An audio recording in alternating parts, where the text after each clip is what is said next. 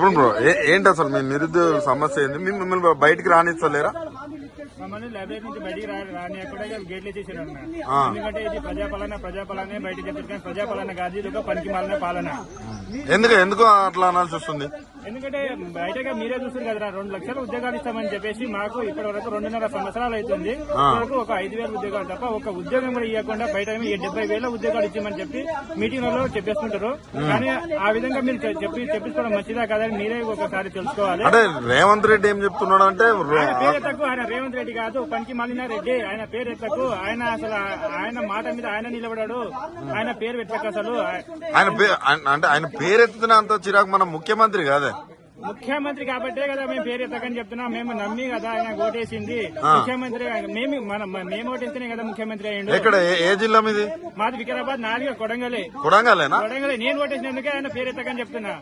ఎందుకట్లా? ఎందుకంటే మాకు ఎంత మీ ఎమ్మెల్యే అన్న జీవితాలు నాశనం చేస్తున్నా. ఎందుకంటే మాకు ఇప్పుడు ఏజీ 30 దాకా వచ్చింది. ఇప్పుడు మేము చదువుకొని ఇప్పుడు 7కి వెళ్ళాలన్నా మాకు బయట జాబులు లేక అవును ప్రైవేట్ రంగంలో ఉద్యోగాలు కల్పిస్తున్నామంటారు. ఎక్కడ ప్రైవేట్ రంగంలో ఉద్యోగాలు 7 ఉన్నాయి చూపెట్టండి.